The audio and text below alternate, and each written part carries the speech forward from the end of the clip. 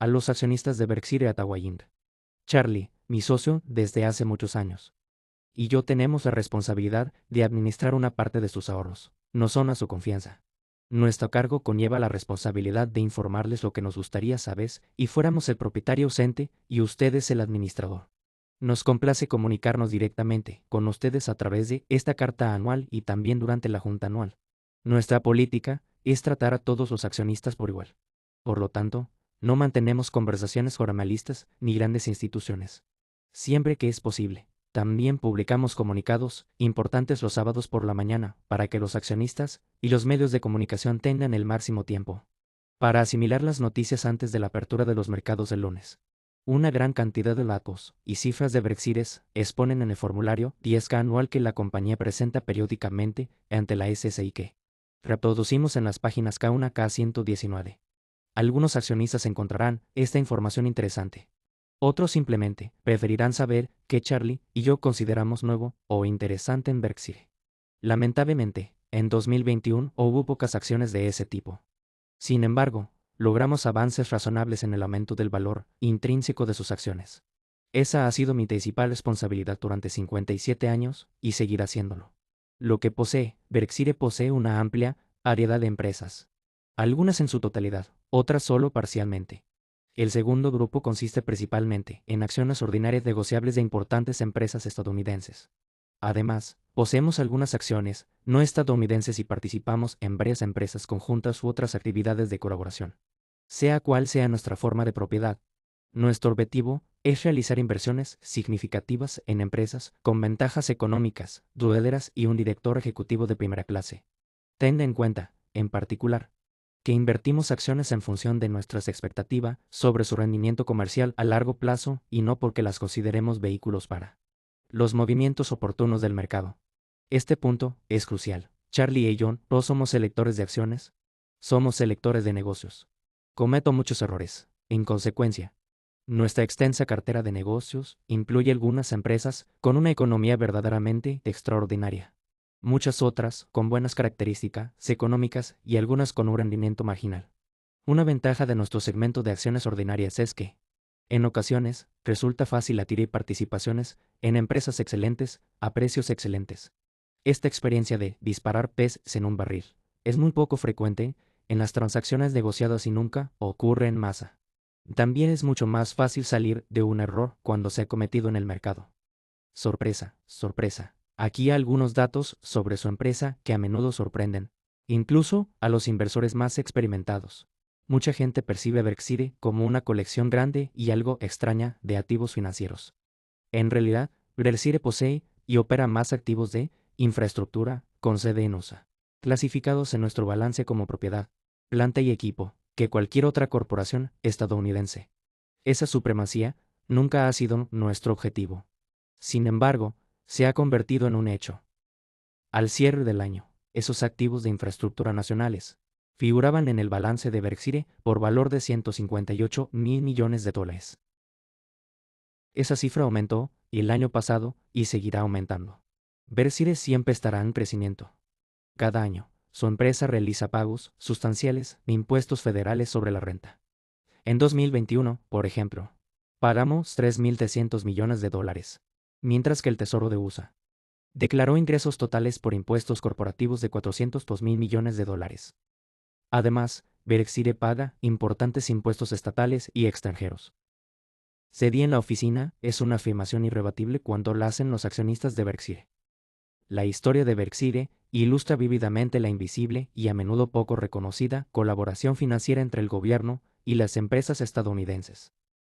Nuestra historia comienza a principios de 1955, cuando Berkshire Spinning y Hathaway Manufacturing acordaron fusionar sus negocios. En sus solicitudes de aprobación a los accionistas, estas venerables empresas textiles de Nueva Inglaterra expresaron grandes esperanzas en la fusión. La solicitud de Hathaway, por ejemplo, aseguraba a sus accionistas que la combinación de recursos y gestión dará como resultado una de las organizaciones más sólidas y eficientes de la industria textil. Esta optimista visión fue respaldada por el asesor de la compañía, Lehman Brothers. Sí, ese Lehman Brothers.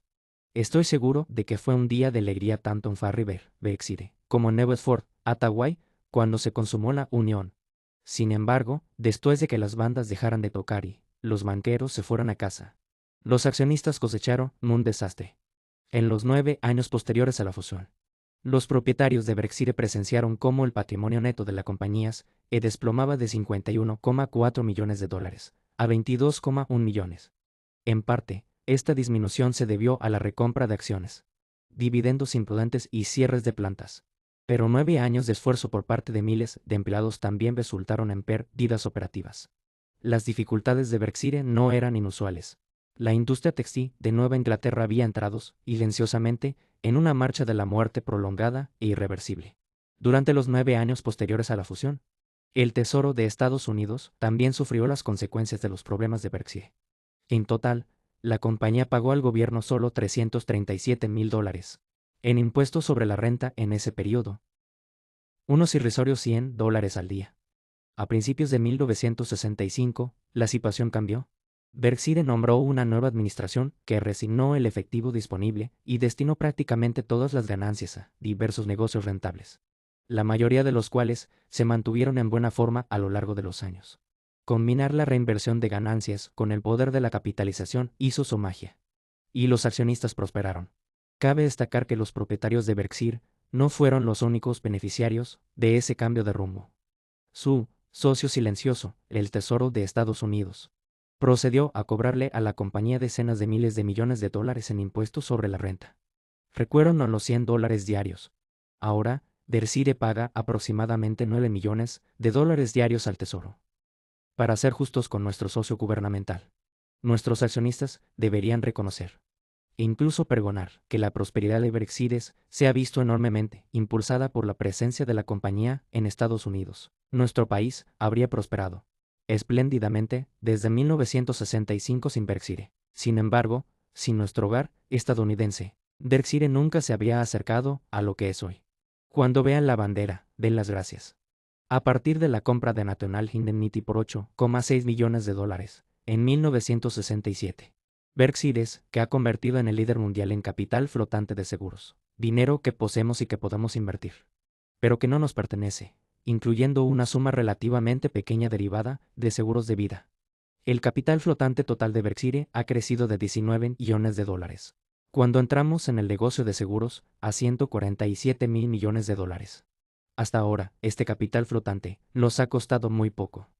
Aunque hemos experimentado varios años en los que las pérdidas de seguros, combinadas con los gastos operativos, superaron las primas y tenemos una modesta ganancia durante 55 años gracias a las actividades de suscripción que generaron nuestro capital flotante. De igual importancia, el capital flotante es muy rígido. Los fondos atribuibles a nuestras operaciones de seguros van y vienen a diario, pero su total agregado es inmune a caídas abruptas. Por lo tanto, al invertir en capital flotante, podemos pensar a largo plazo. Si aún no está familiarizado con el concepto de capital flotante, le remito a una explicación detallada en la página A5. Para mi sorpresa, nuestro capital flotante aumentó 9,000 millones de dólares el año pasado. Una acumulación de valor importante para los propietarios de Brexit. Aunque no se refleja en nuestra presentación de ganancias y patrimonio neto según los PCGA, principios de contabilidad generalmente aceptados. Gran parte de nuestra enorme creación de valor seguro se debe a la buena suerte que tuvo Brexit al contratar a Ajit Jain en 1986. Nos conocimos un sábado por la mañana y le pregunté rápidamente a Ajit cuál había sido su experiencia en seguros. Respondió, ninguna. Dije, y nadie es perfecto, y lo contraté. Ese fue mi día de suerte, Ajit fue. De hecho, la elección no es perfecta. Mejor aún, sigue siéndolo, 35 años después. Una última reflexión sobre seguros. Creo que es probable, aunque no está garantizado, que la flotación de Brexit pueda mantenerse sin que incurramos en pérdidas técnicas a largo plazo. Sin embargo, estoy seguro de que habrá años en los que experimentemos tales pérdidas, que quizás involucren sumas muy elevadas.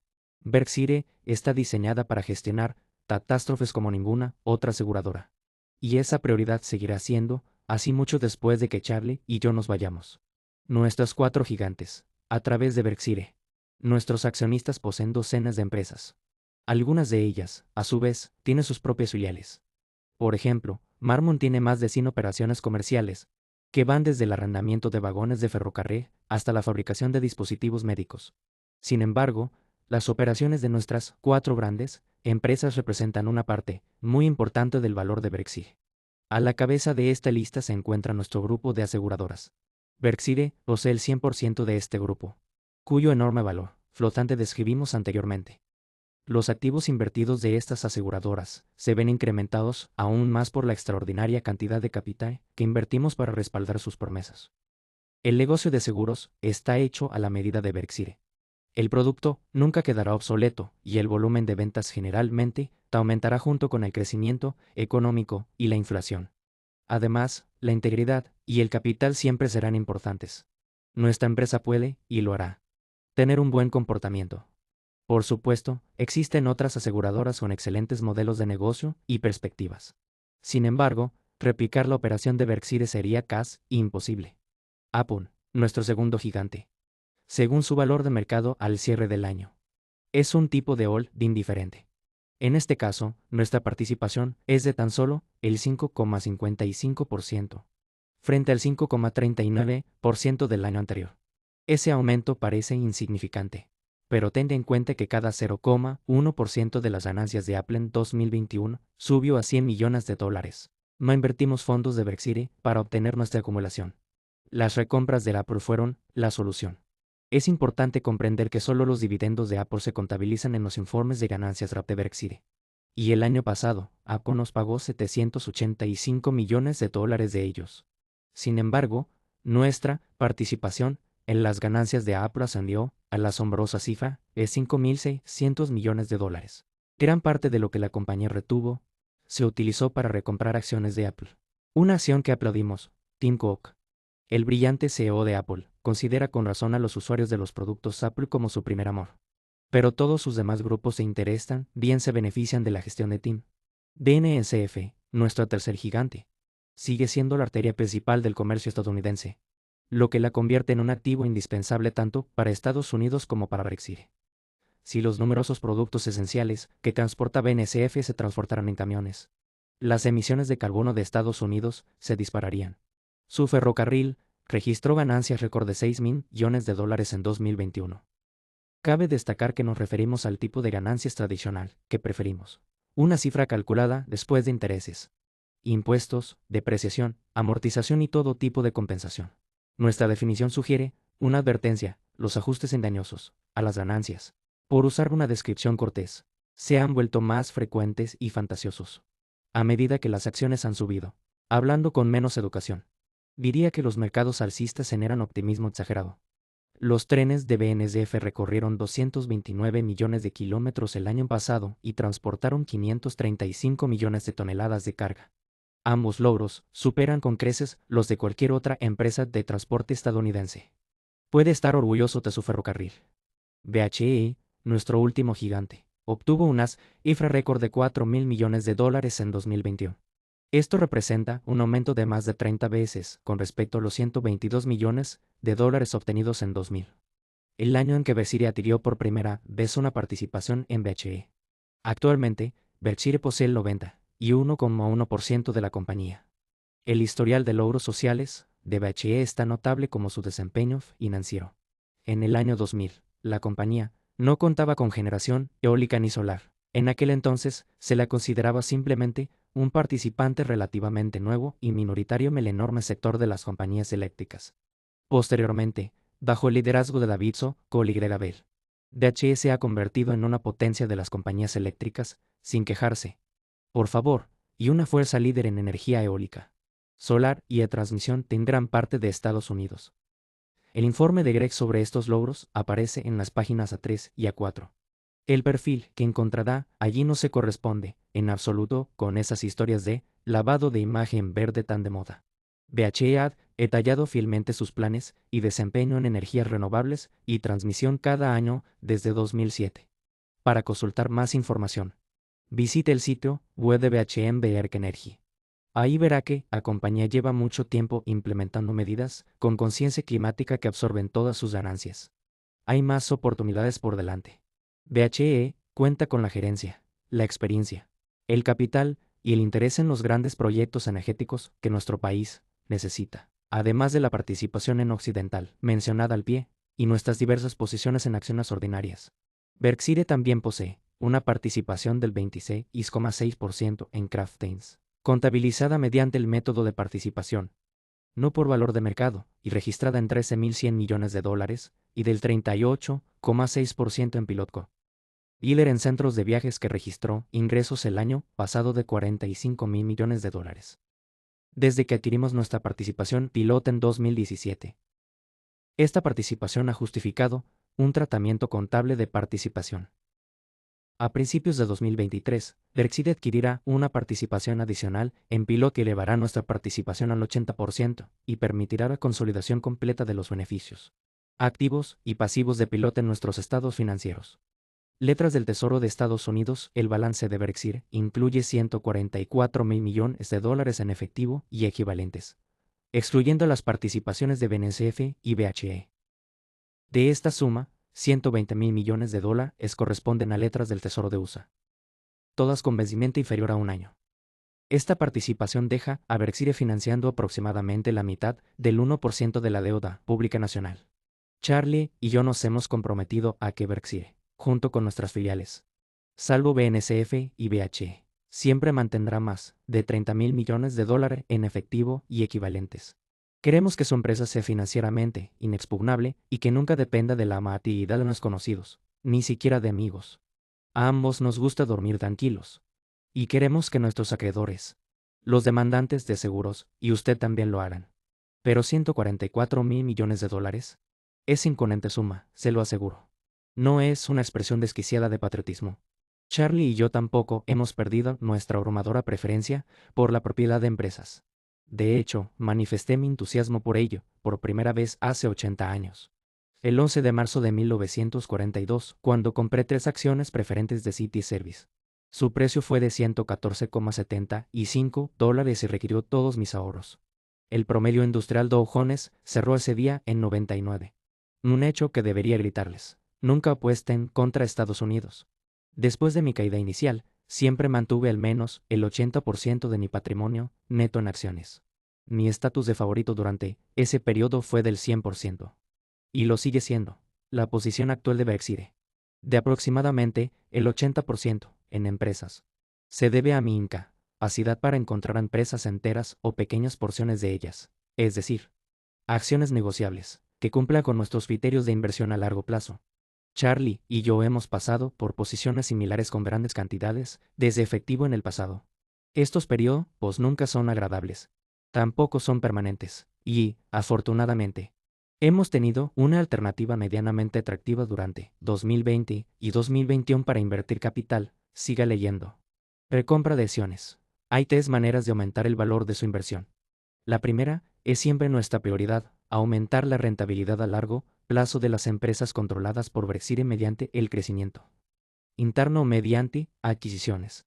Hoy en día, las oportunidades internas ofrecen una rentabilidad mucho mayor que las adquisiciones. Sin embargo, la magnitud de estas oportunidades es pequeña en comparación con los recursos de Berkshire. Nuestra segunda opción es comprar participaciones no controladoras en las numerosas empresas buenas o excelentes que cotizan en bolsa. De vez en cuando, estas posibilidades son numerosas y descaradamente atractivas. Sin embargo, hoy en día encontramos pocas que nos entusiasmen. Esto se debe en gran medida a una obviedad: los tipos de interés bajos a largo plazo impulsan al alza los precios de todas las inversiones productivas, ya sean acciones, apartamentos, granjas, pozos petrolíferos, etc. Otros factores también influyen en las valoraciones. Pero los tipos de interés siempre serán importantes. Nuestra última vía para la creación de valor es la recompra de acciones de Berkshire. Con ese simple acto, aumentamos su participación en las numerosas empresas controladas y no controladas que Berkshire posee.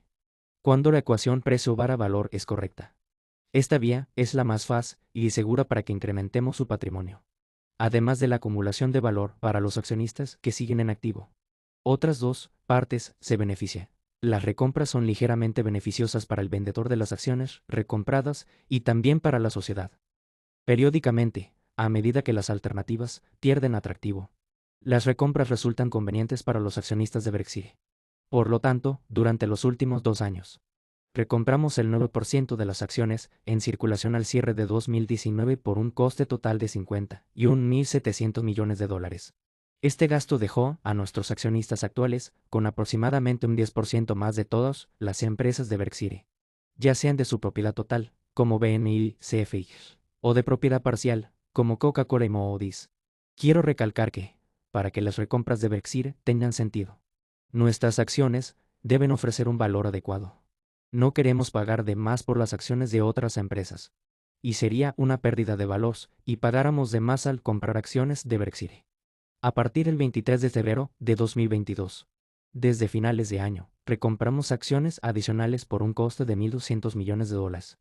Nuestro interés sigue siendo amplio, pero siempre dependerá del precio. Cabe señalar que las oportunidades de recompra de Berkshire son limitadas debido a su base de inversores de alto nivel. Si nuestras acciones estuvieran en manos de especuladores a corto plazo, tanto la volatilidad de los precios como el volumen de transacciones aumentarían considerablemente. Este tipo de reestructuración nos ofrecería oportunidades mucho mayores de crear valor mediante recompras. Sin embargo, Charlie y yo preferimos a nuestros propietarios. Aunque su admirable actitud de comprar y conservar limita el grado en que los accionistas a largo plazo pueden beneficiarse de las recompras oportunistas. Finalmente, un cálculo de valor específico de Berkshire que suele pasarse por alto, como ya hemos comentado. El capital flotante de seguros, en su estado adecuado, es de gran valor para nosotros. De hecho, las recompras incrementan automáticamente el capital flotante por acción.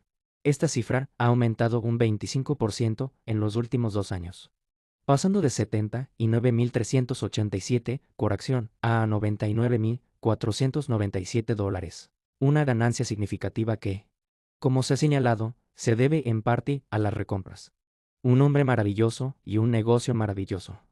El año pasado falleció Paul Andrews. Paul fue el fundador y director ejecutivo de TTI, una filial de Berkshire con sede en Fort Worth. A lo largo de su vida, tanto en sus negocios como en sus actividades personales, Paul demostró discretamente todas sus cualidades que Charlie y yo admiramos. Su historia merece ser contada. En 1971, Paul trabajaba como agente de compras para General Dynamics cuando se derrumbó. Tras perder un importante contrato de defensa, la empresa despidió a miles de empleados, incluido Paul. Con su primer hijo a punto de nacer, Paul decidió apostar por sí mismo y utilizó $500 de sus ahorros para fundar Textronics, posteriormente rebautizada como TTI.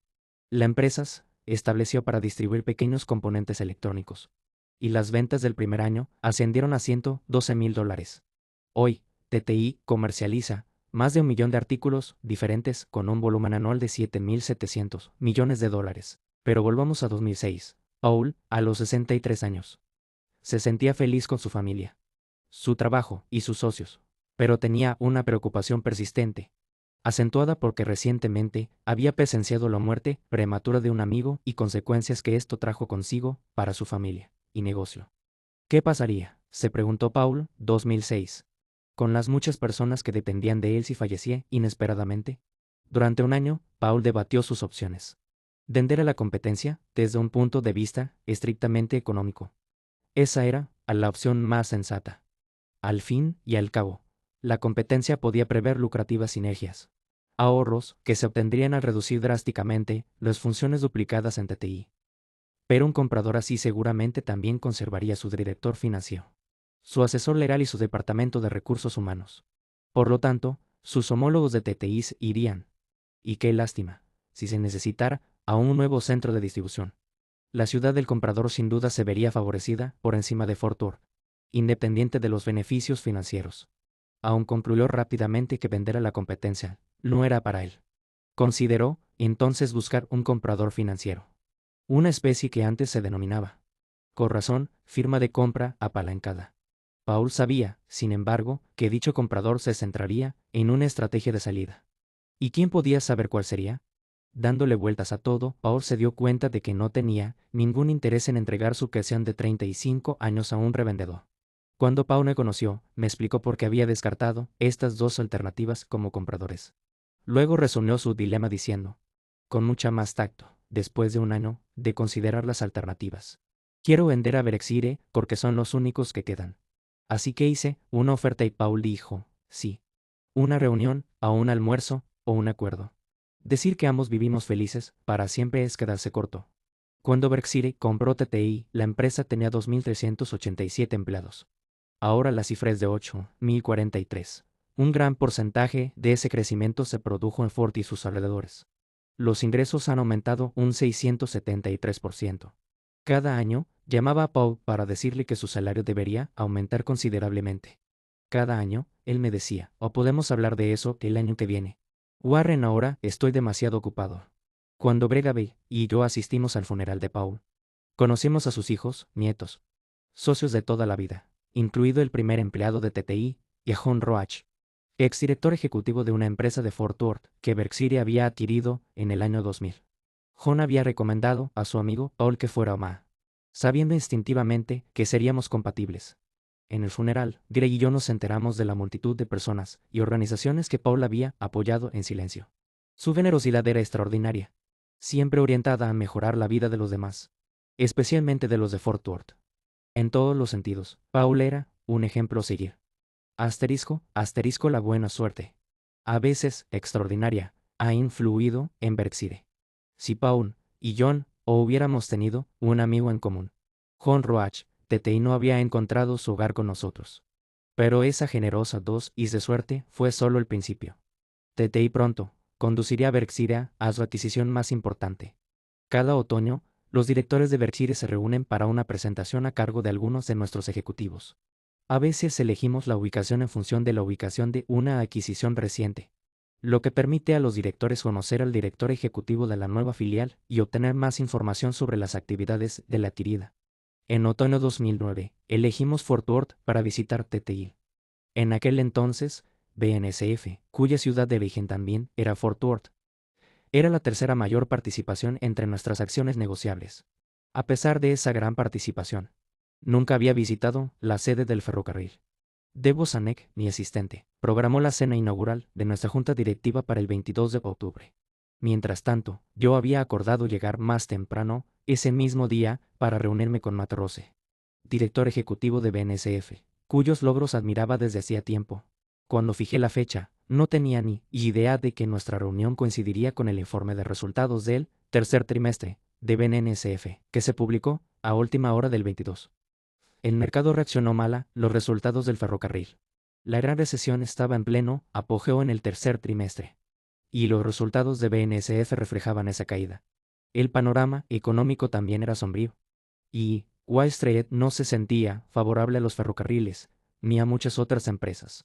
Al día siguiente, me reuní de nuevo con Matty y sugerí que Berkshire ofrecería a Ferrocarril una mejor ubicación a largo plazo de la que podría esperar como empresa cotizada. También le indiqué del precio máximo que Berkshire pagaría. Matt transmitió la oferta a sus directores y asesores. 11 días ajetreados después, Berkshire y BNSF anunciaron un acuerdo en firme. Y aquí me atrevo a hacer una predicción poco común. BNSF será un activo clave para Berkshire y nuestro país dentro de un siglo. La adquisición de BNSF nunca se habría producido y Paul Andrews no hubiera considerado a Berkshire como la sede ideal para TTI. Gracias, impartí mi primera clase de inversión hace 70 años. Desde entonces, he disfrutado trabajando casi todos los años con estudiantes de todas las edades. Y finalmente me retiré de esa actividad en 2018. En el camino, mi público más difícil fue la clase de quinto grado de mi nieto. Los niños de 11 retorcían en sus asientos y miraban con la mirada perdida hasta que mencioné la Coca-Cola y su famosa fórmula secreta. Al instante, todas las manos se levantaron. Y aprendí que los secretos son un imán para los niños. La enseñanza, como la escritura, me ha ayudado a desarrollar y aclarar mis propios pensamientos. Charlie llama a este fenómeno el efecto orangután. Si te sientas con un orangután y le explicas cuidadosamente una de tus ideas más preciadas, puede que dejes atrás a un primate desconcertado. Pero tú mismos saldrás pensando con más claridad. Hablar con estudiantes universitarios es mucho mejor. Les he instado a que busquen empleo en el campo y 2. Con el tipo de personas que elegirían si no necesitaran dinero. Reconozco que las realidades económicas pueden interferir en ese tipo de búsqueda. Aún así, animo a los estudiantes a que nunca abandonen la búsqueda. Porque cuando encuentren ese tipo de trabajo, ya no estarán trabajando. Charlie y yo seguimos ese camino liberador después de algunos tropiezos iniciales. Ambos empezamos como empleados a tiempo parcial en la tienda de comestibles de mi abuelo. Charlie en 1940 y yo en 1942. Nos asignaban tareas aburridas y recibíamos un salario bajo. Algo que definitivamente no era lo que teníamos en mente. Charlie más tarde estudió Derecho, y yo intenté vender valores. La satisfacción laboral seguía eludiéndonos. Finalmente, en Berkshire, encontramos lo que nos apasiona. Con muy pocas excepciones, llevamos décadas trabajando, con personas que nos aprecian y en las que confiamos. Es una alegría trabajar con directivos como Paul Andreuso, las familias Berkshire, de las que les hablé el año pasado. En nuestra oficina central, empleamos a gente decente y con talento, sin imbéciles. La rotación media es de, quizás, una persona al año. Sin embargo, me gustaría destacar otro aspecto que convierte nuestro trabajo en diversión y satisfacción: trabajar para ustedes. No hay nada más gratificante para Charlie y para mí que disfrutar de la confianza de accionistas individuales a largo plazo que, durante décadas, se han unido a nosotros por la expectativa de que seamos un custodio fiable de sus fondos. Obviamente, no podemos seleccionar a nuestros accionistas, como sí podríamos hacerlos, y nuestra forma de operar fuera una sociedad. Cualquiera puede comprar acciones de Berkshire hoy con la intención de revenderlas pronto. Sin duda, conseguimos algunos accionistas de ese tipo. Al igual que conseguimos fondos indexados que poseen grandes cantidades de Berkshire simplemente porque están obligados a hacerlo. Sin embargo, en un grado verdaderamente inusual, Berkshire cuenta con un nutrido grupo de personas y familias propietarias que han elegido unirse a nosotros con la firme intención de vivir juntos, hasta que la muerte nos separe. A menudo, nos han confiado una parte importante, algunos dirían excesiva, de sus ahorros. Berkshire, como reconocen a veces estos accionistas, podría estar lejos de ser la mejor elección que podrían haber hecho. Pero añaden que Berkshire se ubicaría entre las opciones con las que se sentirían más cómodos. ¿Y quienes se sienten cómodos con sus inversiones? En promedio, obtendrán mejores resultados que quienes se dejan llevar por titulares, conversaciones y promesas en constante cambio. Los propietarios individuales a largo plazo son los socios que Charlie y yo siempre hemos buscado y los que tenemos constantemente presentes al tomar decisiones en Berkshire. A ellos les decimos: es un placer trabajar para ustedes y les agradecemos su confianza. La Junta Anual y ver a tu agenda. Berkshire celebrará su reunión anual de capitalistas en Omaha del viernes 29 de abril al domingo 1 de mayo. Los detalles del fin de semana se detallan en las páginas A1 y A2. Omaha los espera con entusiasmo, al igual que yo. Terminaré esta carta con un discurso de ventas. Mi primo Jimmy Buffetta, diseñado un tontón para fiestas que ahora fabrica Forest River, una filial de Berkshire. El barco se presentará el 29 de abril en nuestro bazar de ofertas de Berkshire. Y, solo durante 2 días, los accionistas podrán adquirir la obra maestra de Jímico con un 10% de descuento. Su presidente, un cazador de ofertas, comprará un barco para su familia. Acompáñenme. 26 de febrero de 2022. Warren Buffett, presidente de la Junta Directiva 12.